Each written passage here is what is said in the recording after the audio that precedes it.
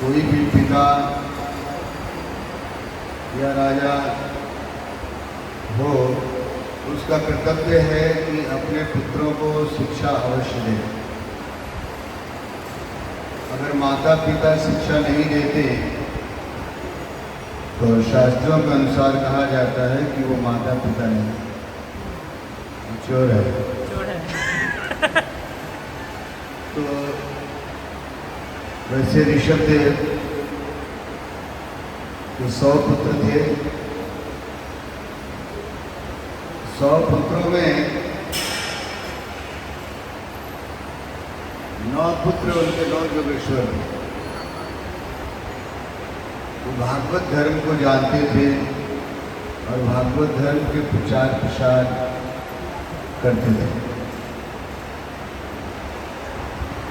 सबसे ज्येष्ठ पुत्र भरत थे, जिनके नाम में भारतवर्ष का नाम पड़ा, और बाकी लोग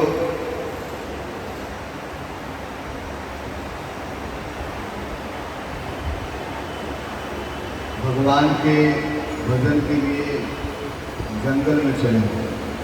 यानी धर्म भी बहुत तरह के हैं। आप देख सकते हैं, पति पत्नी का धर्म है, माता पिता का धर्म है, बच्चे पिता का धर्म है, अग्नि का धर्म है, सबका अलग अलग धर्म। और लेकिन यहाँ पर जो भगवान ऋषभदेव हैं, वो किसका उपदेश कर रहे हैं? भागवत धर्म। भागवत धर्म का मतलब होता है कि जो भी हम कार्य करें वो भगवान की प्रसन्नता के लिए कार्य, यानी भगवान के द्वारा बनाया गया जो धर्म है उसका पालन, वो भागवत धर्म। क्योंकि और सब धर्म जो है लौकिक है, यानी हमारे इष्ट मित्र शरीर जो भी है, रिश्तेदार है, समाज है, देश है, राज्य है, उसकी वेद है। बहुत सारे लोग राजधर्म कहते हैं कि भाई मुख्यमंत्री हैं तो उनका राजधर्म है, लेकिन भागवत धर्म जो है हमारे जीवन के लिए सबसे बड़ा उपयोगी है। और इसको किसने बनाया? भगवान। जिस धर्म को भगवान ने बनाया उसको भागवत धर्म।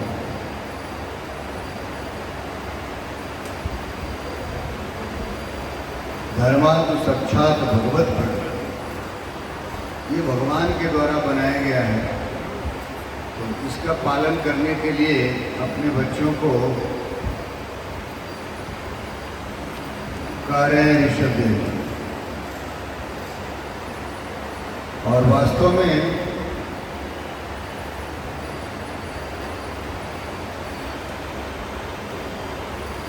सबसे पहले ऋषभदेव जी ने अपने बच्चों से प्रश्न भी किया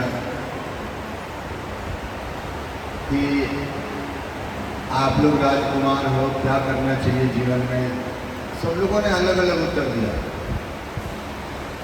कोई बोला पढ़ना चाहिए, कोई बोला ताश चौपड़ खेलना चाहिए, किसी ने कहा कि संगीत सीख करके आनंद लेना चाहिए, कोई राज संभालना चाहिए, कोई धनुष विद्या सीखना चाहिए। अलग अलग लोगों ने बोले शादी ब्याह कर करके बहुत आनंद लेना चाहिए, क्योंकि उनको मनुष्य जीवन का क्या लक्ष्य है, मनुष्य जीवन का क्या कर्तव्य है वो पता नहीं। तो भगवान को चाहते हैं, भगवान ने भागवत धर्म इसीलिए बनाया कि लोगों का कल्याण हो, जीवों का कल्याण हो।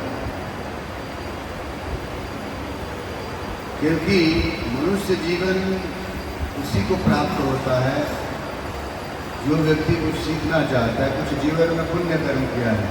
84 लाख योनियों में हम भटकते भटकते अंतिम जीवन को प्राप्त करते हैं।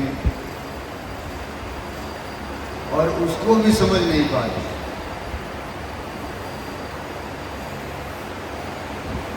क्योंकि हम लोग अधिक से अधिक चाहते हैं कि भौतिक जीवन में सुखी हो जाएं, धन दौलत प्राप्त हो जाए, सुंदर स्त्री हो जाए, मकान हो जाए, बहुत सारे।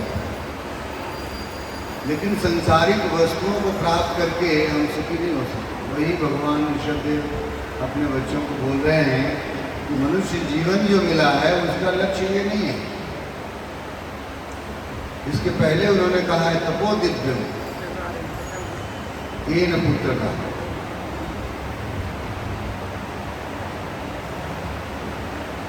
तपोदिव्यम पुत्र का येन शक्ति, यानी ये जो शरीर मिला है इसको तपाने के लिए मिला है। हम लोग एसी चला करके इसको चाहते हैं कितना ठंडा से ठंडा दें, आइसक्रीम खिलाएं, नहीं, इस शरीर को जितना रंग पेंट करके अच्छा रखें, लेकिन नहीं। आप देखते हैं आज पूरे संसार को जो दुखी है संसार, उसका कारण यही है क्योंकि शरीर को हम लोग बहुत सुख देते हैं। शरीर अभी धूप में जाओगे 1 घंटे के अंदर बीमार हो जाओगे। किसान लोग दिन भर धूप में काम करते हैं, परिश्रम करने वाले जो लेबर हैं वो दिन भर, उनको कुछ नहीं होता। और एयर कंडीशन में रहने वाले आदमी 15 से 20 मिनट चलेंगे तो उनकी नाक में पानी आना शुरू होता है। आप लोगों ने देखा होगा सोनार को, जब आपका सोना गंदा हो जाता है, देखने में चमकता नहीं है, तो सोनार क्या करता है, उसको आग में तपाता है। सोना को जितना आग में तपाओगे उतना ही चमक आएगी। वैसे ही कहते हैं ऋषभदेव, इस शरीर को से जितना तपस्या करोगे शरीर उतना ही चमकेगा, उतना ही संतुष्ट रहेगा, उतना ही हृष्ट-पुष्ट रहेगा, उतना ही रोग मुक्त होगा। क्योंकि और ये किसका कर्तव्य है, यहाँ पर वेदव्यास जी महाराज कह रहे हैं कि ये पिता का कर्तव्य है, बच्चों का उपदेश दें, बच्चों को समझाएं। आजकल के पिता जो होते हैं बच्चों को बोलते हैं जितना अधिक से अधिक रुपया कमा के ला लो, चाहे डकैती करो, चाहे चोरी करो, चाहे कुछ भी करो, पैसा दिखना चाहिए। तो ये माता पिता का दोष है बच्चों को आगे बढ़ाने में नहीं। बच्चों को ये मनुष्य शरीर प्राप्त है, उसको दूसरे कुत्ते बिल्ली के शरीर में ले जाने के लिए शिक्षा दे रहे हैं,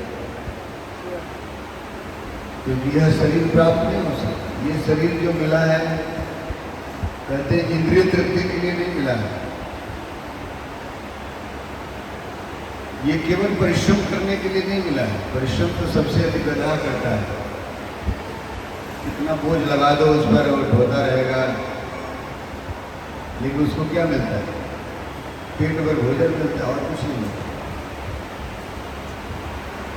और अगर थोड़ा थक भी जाता है, आगे बढ़ता है, जब चल नहीं पाता है तो गधा चलाने वाला मालिक है 2-4 डंडा और पीट देता है। तब जितना भी परिश्रम कर लें, जितना भी इंद्रिय सुख प्राप्त करने का कोशिश करें, उससे कुछ भर नहीं।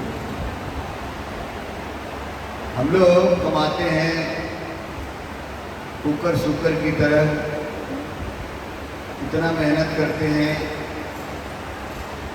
सवेरे से मैंने बॉम्बे में देखा है, ट्रेन जब खुलती है तो 2 मिनट रुकती है, लोग लटक लटक करके के जाते हैं ऑफिस में, पूरा दिन काम करते, रात होती है तो घर पर आते, घर पर आने के बाद तो अपना सामान मंगा करके खाए पिए, मसाला मिर्च लगा के, और रात में टीवी देखे 2 बजे तक सो। यानी इंद्रिय सुख के लिए धन कमाना ये स्तर नहीं है। ये हमारा ऊंच विचार नहीं है। सुखदेव जी महाराज, परीक्षित महाराज यही कह रहे हैं, यह जो विचार है सबसे निम्न विचार है, क्योंकि इससे हमारा शाश्वत आनंद, शाश्वत जीवन नहीं मिलता। ये सब क्षणिक है। आज अगर आप 56 भोग भी खा लोगे तो कल दोबारा आवश्यकता पड़ेगी खाने की। एक दिन से कुछ नहीं होना। तो ये बार बार करना पड़ेगा, बार बार कमाना पड़ेगा, बार बार खाना पड़ेगा, और एक दिन पांच घाट जाना पड़ेगा। तो जितने भी कमाए, जितने भी खाए, खत्म। आपके खाते में कुछ भी प्राप्त नहीं हुआ। क्या प्राप्त हुआ? जो इतना सुंदर शरीर प्राप्त हुआ है वो कीड़े मकोड़े का शरीर प्राप्त हो जाएगा, वो कुत्ते बिल्लियों का शरीर प्राप्त हो जाएगा। तो उसमें क्या करें? वही अपने बच्चों के लिए, अपने घोंसले के लिए हमेशा रक्षा करने के लिए तैयार रहेगा। तो वास्तव में कहते हैं कि ये जो शरीर मिला है केवल खाने पीने, सोने, संतान उत्पत्ति करने और भय से रक्षा करने के लिए नहीं है। किसके लिए मिला? शाश्वत सुख प्राप्त करने के लिए, भागवत धर्म सीखने के लिए मिला। बहुत सारे लोग हैं, वैसे कोई भी यूनिवर्सिटी में भागवत धर्म के उपदेश नहीं दी जाती, कोई शिक्षा नहीं दी जाती। तो माता पिता ही जब पढ़े नहीं भागवत धर्म क्या है, बच्चे लोग क्या सीखें? उनकी शिक्षा ही नहीं, क्योंकि उनके पिता ने कुछ नहीं कहा, उनके पिता ने कुछ नहीं पढ़ाया, तो क्या पढ़ा सकते? वो तो अधिक से अधिक यही बोल सकते हैं कि बेटा मन लगा के पढ़ो, इंजीनियर बन जाओ, डॉक्टर बन जाओ, MBA कर लो, मैनेजर बन जाओ, अधिक से अधिक जहाँ रुपया मिलता हो वो करो। नहीं हो तो अमेरिका चले जाओ, डॉलर इंडिया के रुपये से सबसे अधिक है, 70 गुना ज़्यादा मिलता है वहाँ। उनको पैसे चाहिए, जीवन से, मनुष्य जीवन से कोई लगाव नहीं। मनुष्य जीवन, विदेशों में आप जाएंगे कुत्ते बिल्ली की तरह जिंदगी है उन लोगों की। डॉलर जरूर ले सकते हैं, और वहाँ डॉलर पे भी कोई कीमत नहीं, 1000-2000 रुपये में काम करता है। लेकिन वहाँ का रुपया जब इंडिया में आता है तब 1000 रुपये का 70,000 हो जाता है। ये फर्क पड़ता है। लेकिन वहाँ कुत्ते बिल्ली का जिंदगी है। वहाँ जाके लोग घास काटते हैं, पानी पटाते हैं, पेट्रोल पंप में पेट्रोल भरते हैं। अमेरिका में मैं बिजनेस करता हूँ, नौकरी करता हूँ, लेकिन वास्तविक सुख प्राप्त नहीं कर सकते। उनके जीवन में एक मिनट के लिए न सुख है, न शांति है, न आनंद है, इसी में लगे रहते हैं। लेकिन हमारे देश में कुछ तो शिक्षा है, बट हमारे परिवार वालों को, समाज वालों को, हमारे सरकार को ये जरूर चाहिए कि हमारे प्राकृतिक नियमों के खिलाफ न जाएं। प्राकृतिक जो भगवान के द्वारा बनाया गया है, जो धर्म है, उसको भागवत धर्म कहते हैं, यानी कृष्ण भावनामृत तक पहुँचे, उसके लिए भी बोलते हैं क्या करना चाहिए। ऋषिदेव कहते हैं कि वहाँ कैसे पहुँचा जा सकता है। तो 2-3 चीज़ें हैं। एक तो भौतिक है, जो अच्छे पढ़े लिखे लोग हैं आपको ट्रेन करके IAS बनाएंगे, और दूसरे हैं जो आध्यात्मिक हैं, जिसको गुरु कहते हैं, महात्मा कहते हैं, वो आपको ट्रेन करके कृष्ण भावना भावित कैसे बना जा सकता है वो बताए। और ऐसा करने से हम लोगों को जन्म, मृत्यु, जरा, व्याधि से छुटकारा प्राप्त हो सके। क्योंकि जो भौतिक जीवन है वो बिल्कुल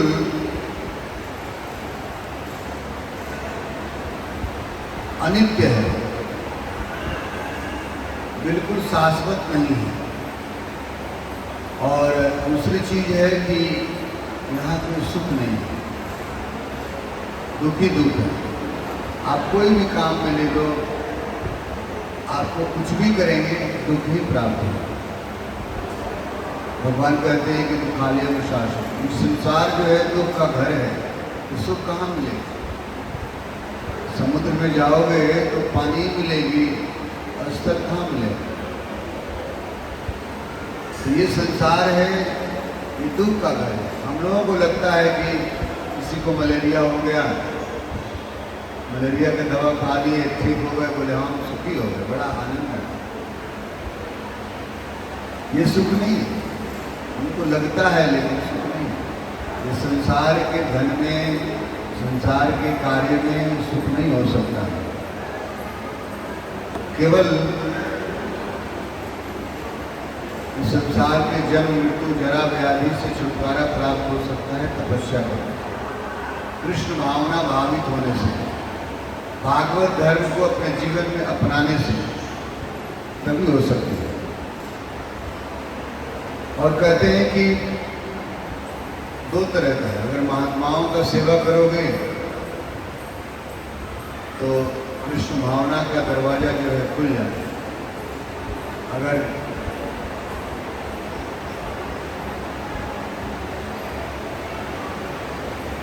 भौतिकवादियों का संग करोगे तो नरक का दरवाजा, कहते महत् सेवा द्वार बाहुर में मुक्ति। यानी महात्माओं की सेवा करने से हमारी मुक्ति हो जाती है, भवबंधन खुल जाता है। और जो व्यक्ति भक्तों का संग करता है उसके लिए नरक का दरवाजा खुलता है, क्योंकि वो अपना ही भाषा बताएगा, वो अपना ही सिस्टम में रखेगा। आप देखिए हमारे देश में बहुत सारे लोग आजकल क्या बोलते हैं, प्रचार करने वाले अधिक से जैसे विवेक बिंद्रा है और ऐसे बहुत सारे लोग क्या बोलते हैं उसको, हाँ मोटिवेशनल स्पीकर, राइट, मोटिवेट करते हैं आपको। तो भौतिक जो लोग होंगे वो मोटिवेट करेंगे, किस लिए? कैसे धनी बना जा सकता है इस संसार में, नहीं, कैसे सबसे बड़ा आदमी बन सकते हो, कैसे बड़ा बिजनेसमैन बन सकते हो। लेकिन जो आध्यात्मिक लोग हैं वो क्या करेंगे? कैसे कृष्ण भावना भावित हो सकते हो, कैसे जन्म मृत्यु जरा व्याधि के चक्कर से छूट सकते हो, इसको मोटिवेट करते हैं। उन्हीं को कहते हैं महात्मा। महात्मा का मतलब होता है कि जो गृहस्थ लोग भी हैं, अगर अपने स्त्री, संतान, रिश्तेदार, धन से बहुत आसक्त नहीं रहे, उनको महात्मा कहते हैं। और वो पुरुष जो अपने जीवन को सुधारता है और दूसरे का भी सुधारने का लगातार प्रयास करता है, उसको महात्मा कहते हैं। भगवान योग गीता में कहते हैं कि महात्मा से दुर्लभ, ऐसे महात्मा जो दुर्लभ है। कैसे?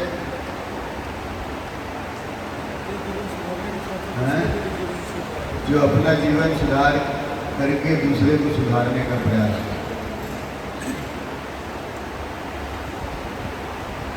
तो निश्चित रूप से और चैतन्य चरितामृत में इस बात का बताया गया है, प्रमाण है कि दो चीज हम लोगों को छोड़ना अति आवश्यक है। एक तो कहते हैं कि असत संग त्याग, ये वैष्णव। असत संग का मतलब जो भगवान के नित्य सेवा का, नित्य लीला का वर्णन नहीं करते, श्रवण नहीं करते, उनका संग बिल्कुल नहीं करते। और दूसरे जो होते हैं लोग स्त्री संगी और असाधु,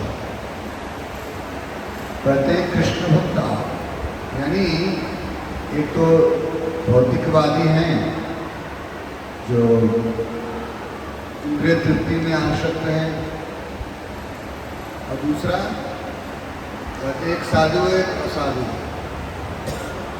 तो संगति किसकी करनी चाहिए? साधु। असाधु की संगति नहीं करनी। असाधु की संगति करने से हमारा जो मुक्ति मार्ग है वो बाधित हो जाता है।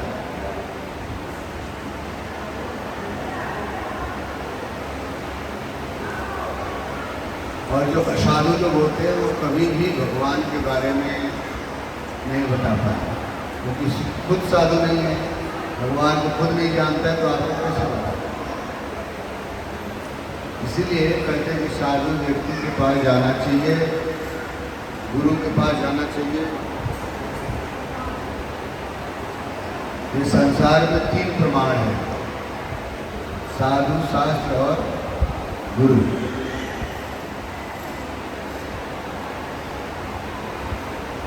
जो साधु होता है वो बिल्कुल भगवान के द्वारा बताए गए सिद्धांतों को जीवन में लागू करता है, पालन करता है। और शास्त्र जो है भगवान के द्वारा जितने भी नियम कानून हैं बनाए गए कानून नियम है। जो गुरु होता है साधु भी होता है और कानून को भी जानता है, भागवत को भी जानता है, यानी स्वयं पालन करता है, भगवान के द्वारा बताए गए नियमों को भी जानता है, पालन करके और दूसरे को भी बताता है, उसको कहते हैं गुरु।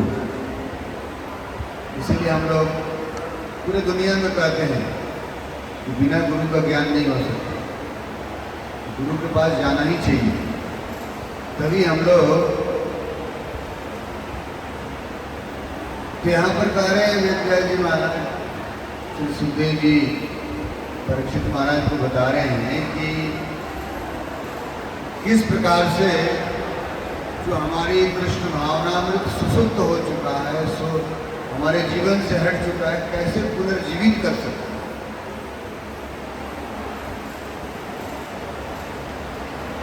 ये बहुत ही पुनर्जीवित जो शब्द है काफी महत्वपूर्ण है, और वही लोग कर सकते हैं जो भगवान कृष्ण से प्रेम बढ़ाने के लिए इच्छुक, सब लोग नहीं कर सकते। तो उन लोगों को आगे बढ़ाने के लिए क्या करना चाहिए? यहाँ पर कह रहे हैं कि ऐसे लोग नहीं, जो लोग नहीं बढ़ाना चाहते, जो बिल्कुल केवल शरीर पालन करने में, भोजन, स्वयं मैथुन सुरक्षा में व्यस्त रहते हैं, ऐसे लोग नहीं। कैसे लोग? कहते गृहेषु आत्मज जरा अतिमत्सु। ऐसे लोग बोले जो गृहस्थ जीवन में भी हैं, लेकिन जाया मतलब पुत्र, जाया मतलब स्त्री, जो अपने स्त्री, आत्मज का मतलब पुत्र, पुत्र और मित्र, जितने भी लोग हैं समाज के आपसे जुड़े हुए, उससे आसक्त नहीं रहते हैं। धन भी कहा गया, उसमें आसक्त नहीं रहते। और ऐसा व्यक्ति, ऐसा गृहस्थ होना कोई पाप नहीं है, लेकिन ऐसा गृहस्थ हो जो जीवन जीने के लिए जितना धन चाहिए उतना ही कमाना चाहिए, ना अधिक न कम। बराबर करना तो मुश्किल है, लेकिन उसको ये आशा हो जाए कि जो हमारे पास धन है हमारे जीने के लिए काफ़ी है, जिसको हम लोग समाज में संतोष बोलते हैं। संतोष होना चाहिए। हमारे पास 10 रुपया है, इतना में हमारा पूरा दिन निकल जाएगा, उतना ही हमारी आवश्यकता होगी।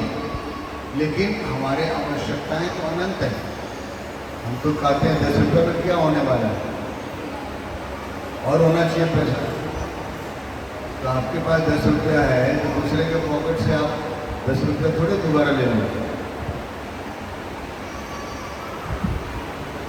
तो इस तरह से धन का संग्रह किया जाता है। जो व्यक्ति अपने जीवन निर्वाह के लिए, परिवार निर्वाह के लिए धन जरूरी है, बट उतना ही धन करना चाहिए जो हमारे जीवन निर्वाह में।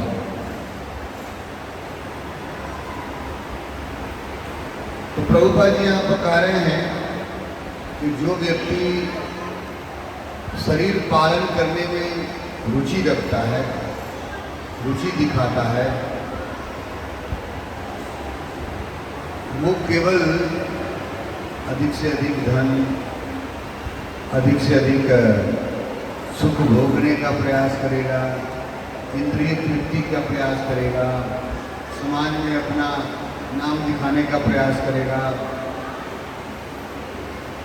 प्रभुपाद जी कह रहे हैं कि ये केवल शरीर पालन की बात है। जो शरीर हमारा कोई हमारे पास रहने वाला नहीं।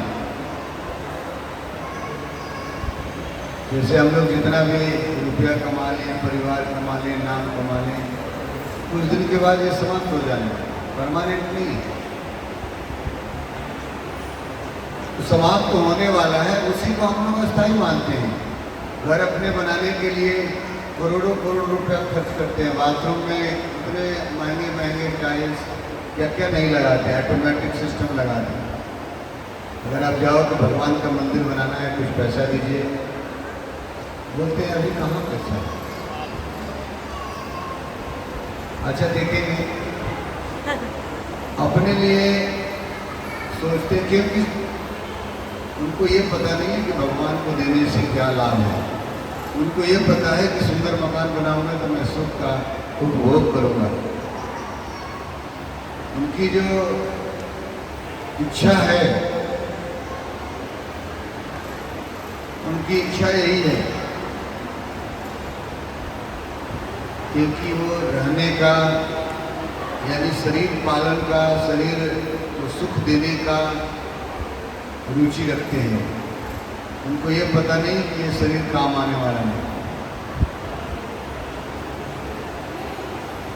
यहाँ पर कह रहे हैं ऋषभदेव जी अपने पुत्रों को, जो व्यक्ति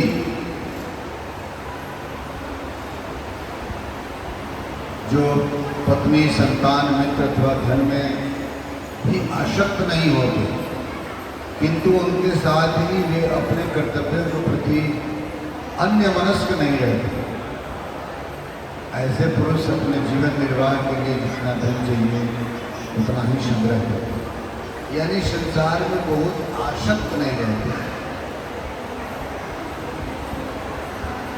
अपने बच्चों को ज्ञान दे रहे हैं ऋषभदेव जी, उनको क्या करना चाहिए? कृष्ण भावना भावित होने के लिए पुनर्जीवित करना चाहिए।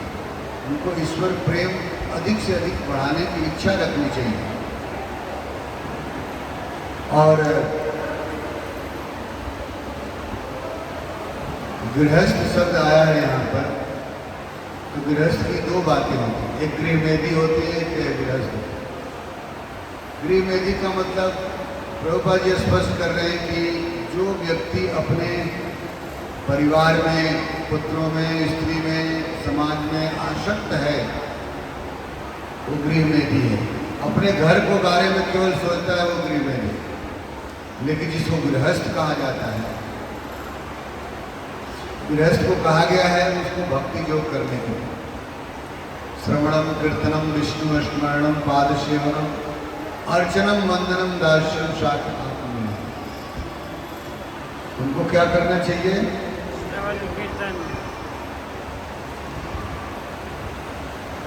ऐसे पालन करने के लिए परिवार को धन कमाना जरूरी है,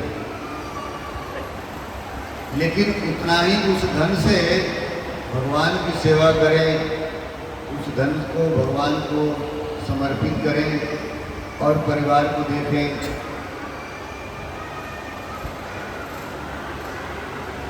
क्योंकि गृहस्थ जीवन भी बहुत कष्टदायक है, बहुत ही ऊंच भी कर सकते हैं, कष्ट भी कर सकते हैं, लेकिन जो कष्ट से व्यक्ति निकल जाता है, अब कोई नाव से जाता हो, नाव अगर समुद्र के बीच में डूब गई और उसमें से व्यक्ति पार होकर के निकल गया, उसको क्या बोलते हैं? गिनीज बुक में नाम हो जाते हैं, अवार्ड मिलता है। वैसे ये जो गृहस्थ हैं इतने जाल में, जंजाल में फंसे हैं, अगर वो कृष्ण भावना भावित हो जाए तो समझो आप उसको, उनका बहुत बड़ा अवसर प्राप्त हो गया, कृष्ण भावना पुनर्जीवित हो गया। यानी जो कर्म बंधन है, जो जन्म मृत्यु जरा व्याधि का दुख है, उससे छुटकारा जीवन भर के लिए शाश्वत हो।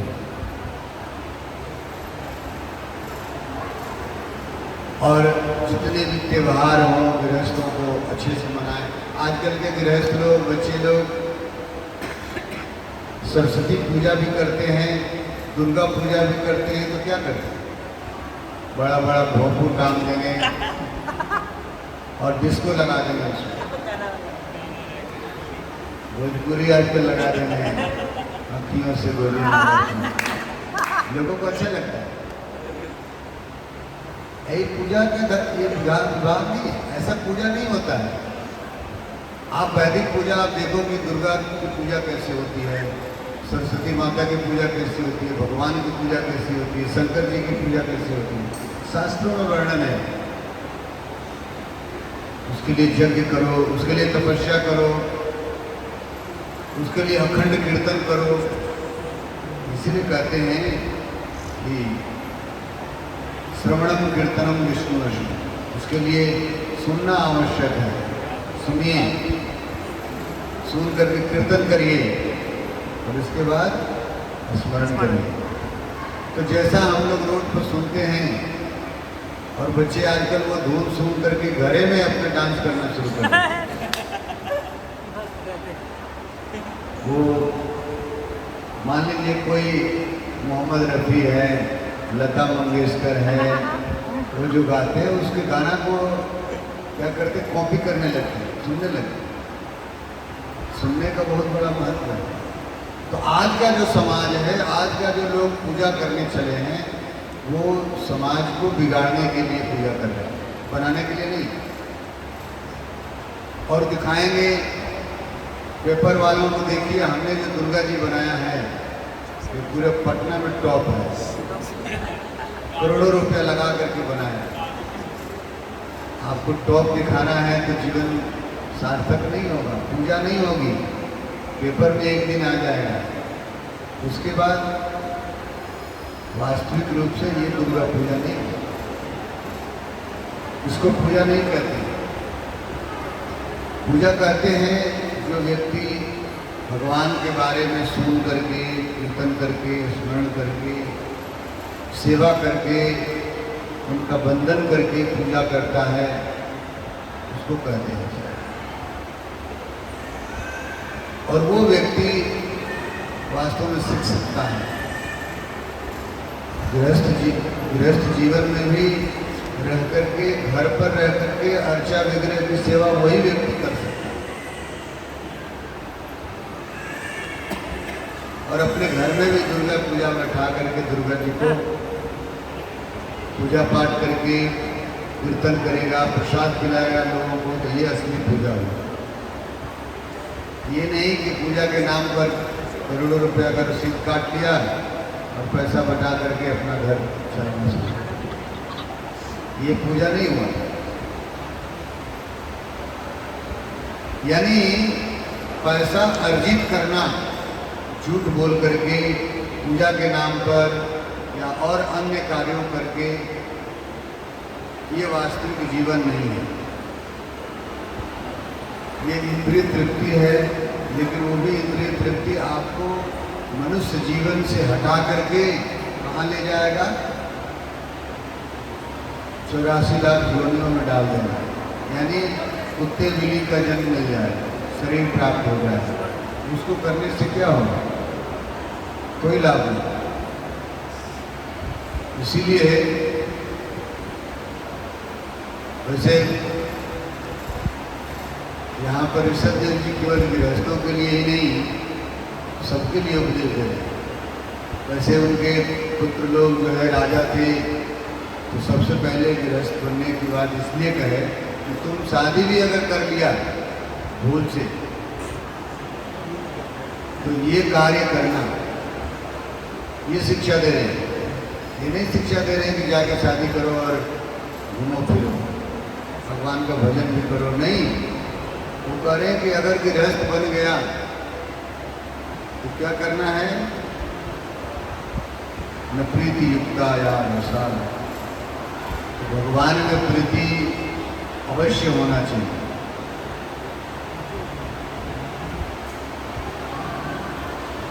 भगवान से प्रीति हटाना नहीं है, यानी कृष्ण भावना भावित होना ही चाहिए।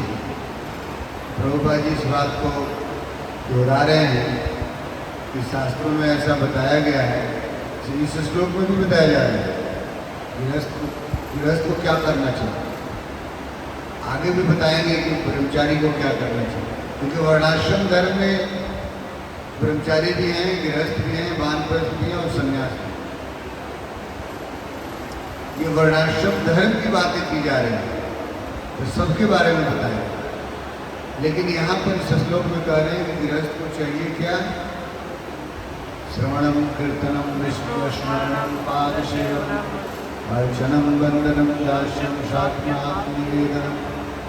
ये गृहस्थों का कर्तव्य है, ऐसा करना चाहिए। लोग बड़े श्रद्धा से मंदिर में जाते हैं, पूजा पाठ करते हैं, अच्छी बात है, लेकिन वो घर में भी पूजा पाठ करें, वही स्वरूप को अपनाएं, तो असली गृहस्थ है। अन्यथा कहते हैं कुकर सुकर, प्रभुपाद जी तो बड़ा बोलते हैं ऐसे जैसे लगता है कि व्यक्ति को कोई ज्ञान ही नहीं है। कहते हैं वो बिल्कुल जो लोग गृहमेधी लोग जो होते हैं, तो तुच्छ सुख के लिए परेशान रहते हैं, क्षणिक सुख के लिए।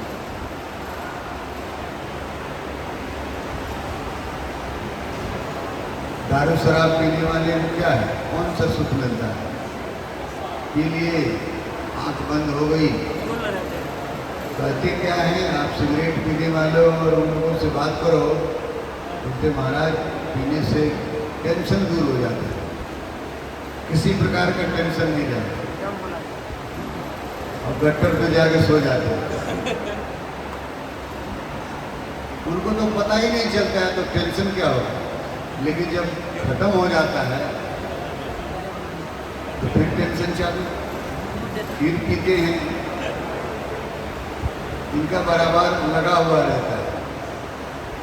हम लोग कभी कभी बोलते हैं कि ये टेंशन कितना दूर तक दूर करिएगा, इससे तो दूर होने वाला नहीं है। इससे तो अच्छा है कि नहीं पियो, थोड़ा टेंशन रहेगा भी तो भी चल सकता है। लेकिन परमानेंट टेंशन हटाने के लिए भगवान यहाँ अपने कह रहे हैं कि मनुष्य जीवन जो प्राप्त है उसका जो धर्म है, जिसको जैव धर्म कहते हैं, उसको अपनाओ, तब परमानेंट हम लोग टेंशन से दूर हो सकते हैं। आज की डेट में सबसे अधिक टेंशन देने वाले कौन है? घर वाले हैं? घर वाले, स्त्री है, बच्चे हैं, उसके रिश्तेदार हैं, समाज है, अपने लोग। तो इस टेंशन से भी दूर होना है तो हम लोगों को क्या करना होगा? कृष्ण भावना भावित, कृष्ण भावना में रह करके। और प्रभुपाद जी कह रहे हैं कि जो भी व्यक्ति कृष्ण भावना का पालन करता है, कृष्ण भावना भावित हो जाता है, तो शाश्वत सुख प्राप्त करने की गारंटी है।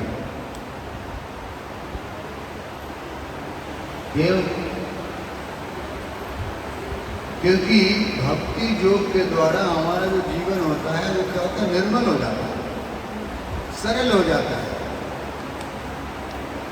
तो जिस व्यक्ति का जीवन सरल है उसका निश्चित रूप से मरण भी सरल है। मरण भी सरल होगा तो हो सकता है कि पूर्ण रूपेण अगर जीवन मनुष्य का नहीं, दूसरा जीवन नहीं प्राप्त करेगा तो मनुष्य पुनः बन सकता है।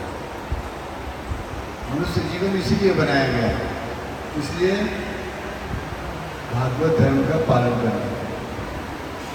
और ये धर्म भगवान ने बनाया है। इस धर्म का जो भी व्यक्ति, इसीलिए श्रीमद् भागवत के दूसरा श्लोक है, धर्म प्रोजित परमो निर्मत सराणांश। कहते जो भागवत धर्म है वो कैसा है, कह तो रहित है। कैतो का मतलब होता है जिसमें कामना हो, जिसमें आशा हो कि भगवान को आज हमने 1 किलो लड्डू चढ़ाया है, कल मिलेगा, भगवान प्रसन्न हो जाएंगे, धन दे देंगे। यानी बिल्कुल कैतो धर्म नहीं है। धर्म प्रोजित कैतवोत्र परमो, ये भगवान के द्वारा जो भागवत धर्म है वो कैसा है, कैतव रहित है। और कौन इसको करते हैं, निर्मत्सर लोग। निर्मत्सर, निर्मत्सर का मतलब जो होता है जिनके मन में किसी प्रकार का लोभ लालच काम क्रोध नहीं है, उसको निर्मत्सर बोलते हैं। यानी जीवन में भौतिक इच्छाओं की कोई कामना नहीं है, उसको निर्मत्सर कहते हैं।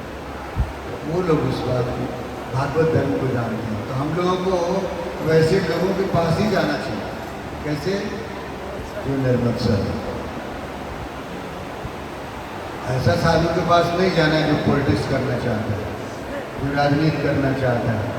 नहीं, हमको ही मानो, दूसरे आदमी को मत मानो। हमने तुमको ज्ञान दिया है, मेरा बात सुनो, गुरु का बात मत सुनो, जीवीसी का बात मत सुनो। ऐसे लोगों का संग नहीं करना है। यहाँ पर कह रहे हैं कि वैसे लोग जो निर्मत्सर हैं, अपने ज्ञान को समाज में दे करके लोगों को भगवान की तरफ लगाते हैं, वैसे लोगों का संग, वैसे लोगों को बात सुनना चाहिए। जो अपने लिए कहता हो कि मेरा बात सुनो, नहीं, वो साधु नहीं। इसका मतलब कि उसकी इच्छाएं कुछ और है, उसको भोग भोगने की इच्छा है। त्रिदंड लेकर के कमांड करेगा, 1000 डिसाइपल हमारे होंगे, हम जो कहेंगे वही होगा। इसको निर्मत्सर लोग नहीं होते। तो इसीलिए हमारे भागवत धर्म में कहा गया है परोपकार करना। और यहाँ पर कह रहे हैं, भारत भूमि के हैंगे मनुष्य जन्मजार, जन्म सार्थक करी कर परोपकार करना चाहिए। लोगों को जीवन को बदलने का प्रयास अवश्य करना चाहिए। लेकिन ये कोई ज़रूरी नहीं है कि हमें ही गुरु माने, हमें ही सब कुछ माने। जो गुरु हैं, गुरु को माने, जो परंपरागत हैं, भगवान की सेवा में जाएं, ये हमेशा हम लोगों का विचार होना चाहिए। ये ऐसे लोगों की यहाँ संगति कही जाए। संगति कैसे लोगों की करनी चाहिए, भक्तों, निर्मत्सर, जिसकी कोई कामना नहीं है। लाल कपड़ा पहन लेने से नहीं होगा। हमको तो ऐसा बोल दिया, वो क्यों बोलेगा, 4 को लड़का बुला करके तुम तैयार है, इसको निर्मत्सर नहीं बोलते। ये साधु नहीं है, साधुओं का लक्षण नहीं है। यहाँ पर साधु के लक्षण की बात की जा रही है। वो क्या है, किसी प्रकार का क्रोध नहीं, किसी प्रकार का विकार नहीं। उनका लक्षण है श्रवण कीर्तन, विष्णु स्मरण, पाद सेवन, भगवान की सेवा। कोई बात नहीं, हमको कुछ मिले ना मिले चलेगा, लोगों को प्रसाद मिले, ये साधु का लक्षण है। ये नहीं कि पहले वो मेरा प्लेट लगा के रखना। तो वास्तविकता यही है।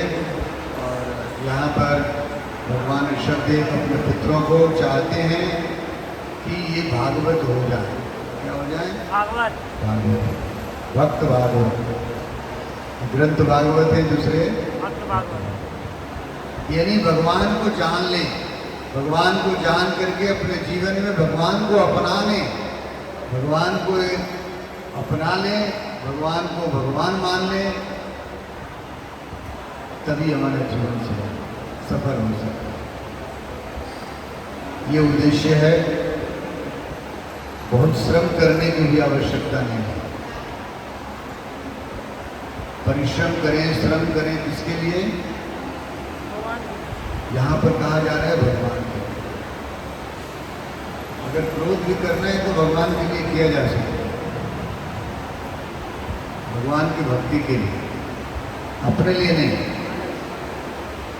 इसीलिए कहा जाता है कि जो भी प्रभुपाद जी इसकी गारंटी दे रहे हैं, दुनिया में कोई अभी कंपनी गारंटी नहीं देती। क्या देती है?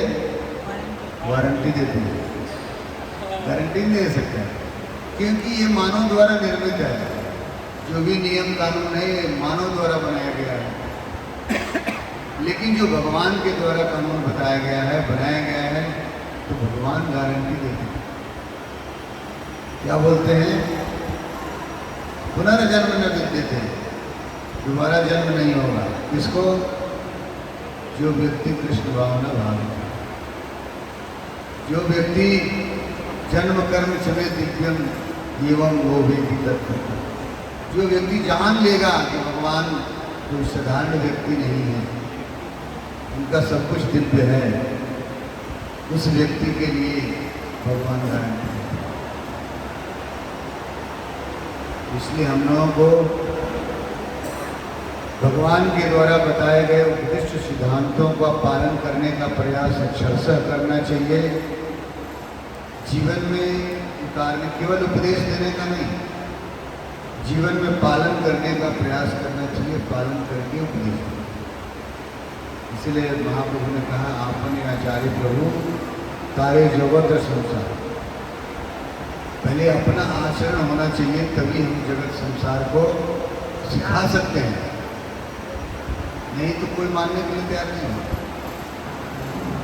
गुरु जी सिगरेट फूंक रहे हैं और चेला को बोलेंगे वर्जित है, तुम लोगों के लिए नहीं है। पहुंचे हुए लोग फूंकते हैं, ऐसा नहीं होता। इसीलिए हम लोगों को ये बात बहुत ध्यान देना चाहिए, क्योंकि हमारा प्रभुपाद जी ने जो शिक्षा दिया और ये महाप्रभु की जो परंपरा है, तो किसकी परंपरा है मालूम है आपको? गुरु की परंपरा है, चेला के नहीं। सब लोग गुरु है। जय कृष्ण तत्ववेता श्री गुरु। तो जो कृष्ण को जान लेता है, कृष्ण को अपना लेता है, कृष्ण को बताता है दूसरे में, वो गुरु है। तो हमारी जो परंपरा है गुरु की परंपरा, चेला की परंपरा नहीं है। इसलिए गुरु बनने का प्रयास करना चाहिए, जीवन में उतार कर। नहीं, गुरु का मतलब शिक्षा देना,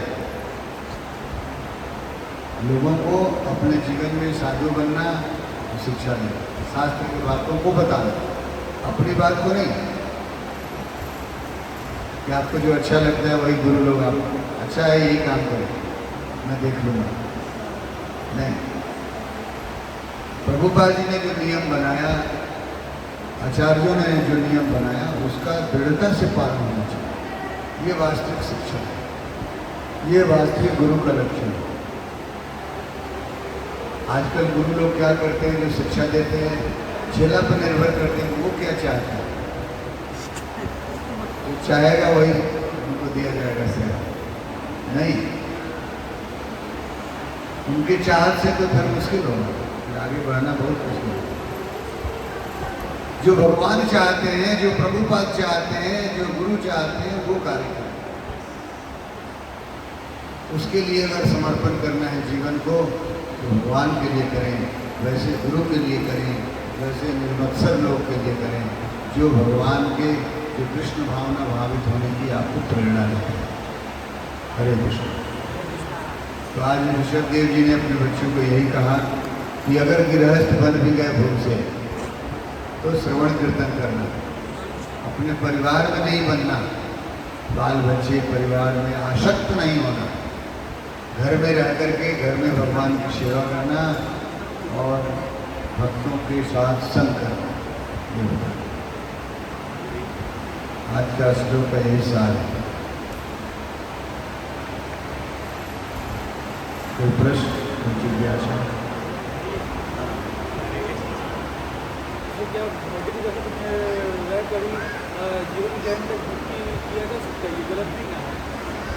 उनका प्रश्न है कि भौतिक जगत में रह करके हम लोग जीवन के अंतिम तक भजन कर सकते हैं क्या? ये प्रश्न है ना। अपनी आयु और सीमा बढ़ाकर, अपनी आयु की सीमा और बढ़ाकर, अपनी आयु की सीमा और बढ़ा करके वास्तव में जो भी हमारे साथ जो जोगी लोग होते हैं आयु की सीमा जरूर बढ़ाते हैं, बट जो निहित है कलयुग में 100 साल जीते हैं तो कोई लोग तपस्या करके, कोई लोग भगवान से जैविक क्रिया करके अपने शरीर को स्वस्थ रह के बढ़ाते हैं, वो बहुत कम लोग हैं। बढ़ सकता है, पुण्य करेंगे तो स्वर्ग लोक में चले जाएंगे और ऊपर बढ़ जाएंगे। लेकिन यहाँ पर प्रभुपाद जी करें, यहाँ पर ऋषभ जी कह रहे हैं कि नहीं, मनुष्य जीवन प्राप्त है तो जितना दिन तुम्हारे हाथ में है, जितना दिन उसी का सदुपयोग करो, उसी में रह करके, जैसे कीचड़ में गुलाब खिलता है कितना सुंदर दिखता है, उसी भौतिक जीवन में रह करके, भौतिक संसार में रह करके कृष्ण भावना भावित हो जाओ, भौतिक संसार रूपी कीचड़ में गुलाब खिला दो। ये प्रभुपाद जी का, उससे क्या होगा, इसी भौतिक संसार में हम लोग कृष्ण भावना भावित होकर के भगवत धाम वापस जा सकते, ये निश्चित है। और कोई दूसरा प्रश्न?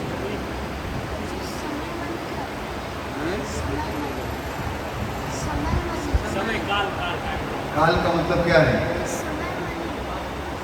समय मनी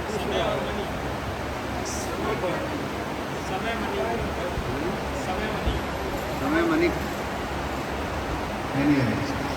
और कोई प्रश्न? जो भविष्य मणि का जो ग्रंथ है जिसमें भविष्य बताते हैं 2030 में ये होगा, 2040 में ये होगा, ये सब सत्य है ना कि असत्य है? भविष्य वक्ता लोग कुछ भी बोल सकते हैं, उनको खुद ही पता नहीं है कि हम सोएंगे कि जग पाएंगे कि नहीं, वो भविष्य क्या बोल सकते हैं? उनको खुद गारंटी नहीं है कि हम रात में सो गए तो जग पाएंगे कि नहीं, और आपके भविष्य बोलते हैं कि आप 56 साल के हो जाओगे तो ये कर लोगे, वो कर लोगे। ऐसा भविष्य वक्ता अपने भविष्य पहले निर्धारित करें, इसके बाद सबसे बड़े भक्त श्री चित्तरंदास जी ने लिखवाया, जो जगन्नाथ जी के बहुत बड़े भक्त थे। नहीं, भगवान के भक्त लोग जानते हैं, जिसे भगवान भूत भविष्य वर्तमान तीनों जानते हैं। जो भगवान के भक्त हो जाते हैं वो भी जानते हैं भविष्य क्या है हमारा, भूत में क्या हो गया और वर्तमान में क्या है, वो सब जानते हैं। प्रभुपाद जी इतना साल के बाद जगह पूछा, वो सब जानते हैं। मरते मरते तक बता के गए, मरने के पहले तक बता के गए क्या करना है तुम लोग, वो सब जानते थे क्या होने वाला है। उन्होंने ये भी कहा कि चिंता मत करो, 10,000 साल तक इस्कॉन जीवित रहेगा, कोई कुछ नहीं। तो वो भविष्य वक्ता हो सकते हैं जो भगवान को जानते हैं, जो भगवान, क्योंकि भगवान ही भविष्य वक्ता है, दूसरा कोई भविष्य नहीं बता सकता।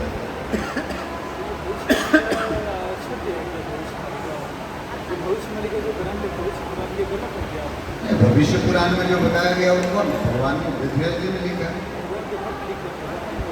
स्वयं भगवान है। भविष्य पुराण को वेद व्यास जी महाराज स्वयं लिखे हैं, साक्षात भगवान के अवतार है।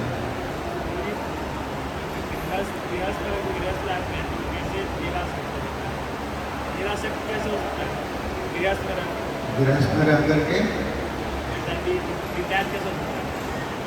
मतलब अनासक्त कैसे हो सकता है? प्रभुपाद जी कह रहे हैं स्पष्ट रूप से, जो व्यक्ति गृहस्थ है जीवन में भगवान के द्वारा बताए गए सिद्धांतों का पालन करें, भागवत धर्म का पालन करें, नवधा भक्ति का पालन करें, श्रवणम कीर्तनम विष्णु स्मरणम पादसेवनम अर्चनम वंदनम दास्यम शाक्यात्म, जितने गृहस्थ हुए इसका पालन किए भगवत धाम चले गए।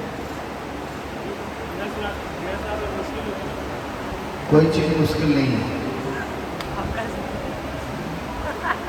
सब हम लोग मुश्किल बनाते हैं। बहुत सारे लोग बोलते हैं कि प्याज लहसुन महाराज नहीं खाएंगे तो जीवन कैसे चलेगा।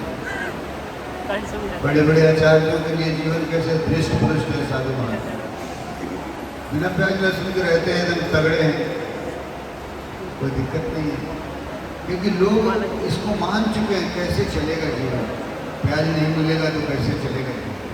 नहीं, ये तो हम लोग मान रहे हैं। जीवन तो ऐसे ऐसे लोगों का, हवा पी करके लोगों ने जीवन जिया, पानी पी करके जीवन यापन करते हैं, दूध पी करके जीवन, फल खा करके, फलहारी बाबा रह करके करते हैं, जीवन तो जाएगा। तो गृहस्थ जीवन तो बड़े सादगी जीवन है। अगर सबको, अब देखिए गृहस्थ जीवन में क्या फायदा है, ऐसा नहीं कि ब्रह्मचर्य छोड़ के गृहस्थ में चले जाए। गृहस्थ जीवन में अभी अकेले ब्रह्मचारी है, अकेले रहेगा घर में, तो झाल बजाएगा कि मृदंग बजाएगा कि पूजा करेगा। गृहस्थ लोगों में ये फायदा है कि पत्नी है तो झाल बजा देगी, बच्चा है कि मृदंग बजा लेगा, एक बच्चा है पूजा कर देगा, एक गा लेगा।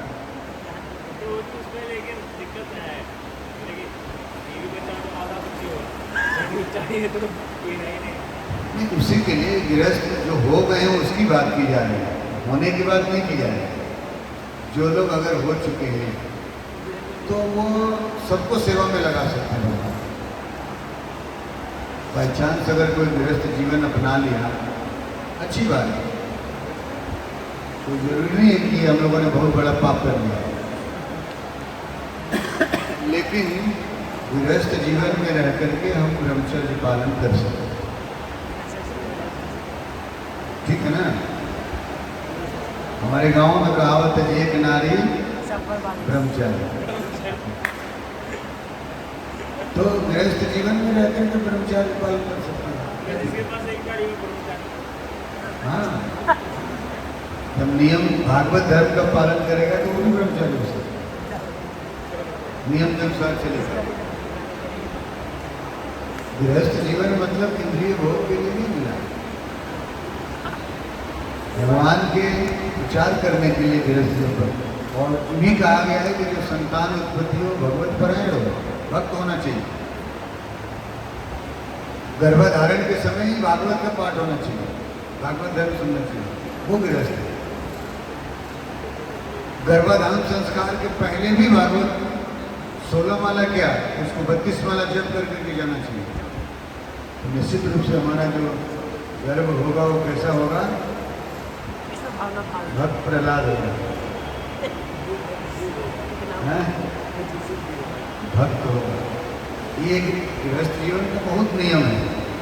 ब्रह्मचारी 2 बार भी नहाएंगे तो चलेगा, 1 बार में भी चल जाता है, लेकिन गृहस्थ को 4 बार स्नान करना है।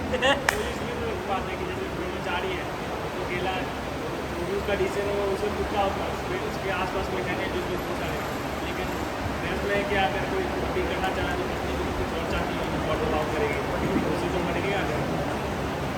नहीं, भटकाव तो तभी है जब हम कृष्ण भावना भावित नहीं है। आपको क्या लगता है ब्रह्मचारी लोगों को भटकाव नहीं है? सबसे अधिक पैसा आजकल ब्रह्मचारी लोगों के पास है। पैसा बटोरने के लिए बहुत लगते हैं क्या, और क्या बोलते हैं मालूम है, हमारा कौन देखेगा, जब बूढ़े हो जाएंगे पैसा नहीं रहेगा तो क्या होगा। ब्रह्मचारी लोग पॉकेट में पैसा रखना शुरू कर देते हैं। क्यों क्यों तो भगवान पर विश्वास नहीं है, दृढ़ता ही है। कौन नहीं देखेगा। एक बार मुझे याद है, शादी पर बात आप कर रहे हैं तो मैं अपनी घटना आपको बताता हूँ। लोगों ने, हमारे परिवार वाले लोगों ने कहा कि शादी नहीं करोगे तो भोजन बना के कौन देगा, तुम्हारी कैसे चलेगी जीवन। तो मैं कुछ बोला नहीं, परिवार के बात को तो स्वीकार किया। लेकिन जब मैं फिर इस्कॉन में ही रहने लगा तो बाद में आकर के मैंने बोला कि आप लोग सोच रहे थे कि गृहस्थ आपके जीवन में भोजन बना के कौन देगा। आज तो इस्कॉन पूरे दुनिया में है और जहाँ जाते हैं वहीं लोग बोलते हैं मेरे यहाँ के प्रसाद में। एक किचन की आपको चिंता थी, यहाँ हजारों किचन तैयार है, तो उससे बड़ा और क्या हो सकता है। तो ये आसक्त व्यक्ति जो लोग होते हैं, गृहस्थ जीवन के भौतिक जीवन के बारे में जो सोचते हैं, वो एक किचन के बारे में सोचते हैं। अब आज जो ब्रह्मचारी हो गए, जो गृहस्थ, जो गुरु हो गए, उनके लिए किचन की कोई जरूरत है। घर घर में किचन पड़ा है, महाराज आज मेरे यहाँ प्रसाद दीजिए, आज मेरे यहाँ प्रसाद, होड़ लगी रहती है। फिर चिंता करने की क्या जरूरत है, क्योंकि वो सरेंडर है भगवान। तो एक किचन नहीं, 1000 किचन आपके पास है, इसलिए चिंता नहीं करने की जरूरत है। ब्रह्मचारियों को भी चिंता बिल्कुल नहीं इसलिए करना चाहिए कि भगवान है। जब एक पशु पक्षी को भी भोजन दे सकते, उनकी दवा दारू करा सकते, तो मनुष्य जीवन में जो भगवान के प्रिय हैं, जो उनके नियम कानून को पालन करने वाले हैं, उनको कैसे छोड़ सकते। लगता है ऐसा है। हमारे दृढ़ विश्वास नहीं है, विश्वास जिस दिन हो जाएगा माइक में भी भगवान होगा।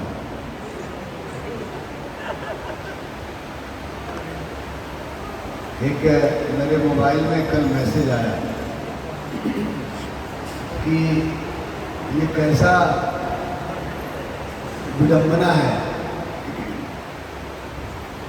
भगवान के बारे में बताया जा रहा है। ये कैसी विडंबना है कि तुम हमारे अंदर ही रहते हो लेकिन मुझे कुछ जानने नहीं देते हो।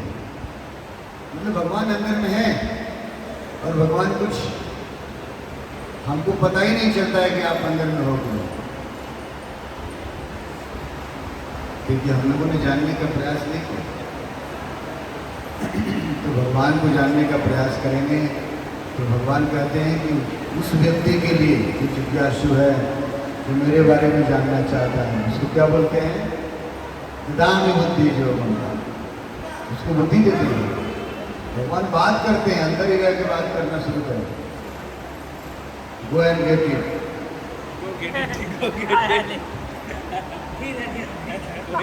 जाओ भगवान श्री सुराधा बाकी बिहारी मंदिर में और उनका कृपा प्राप्त करो।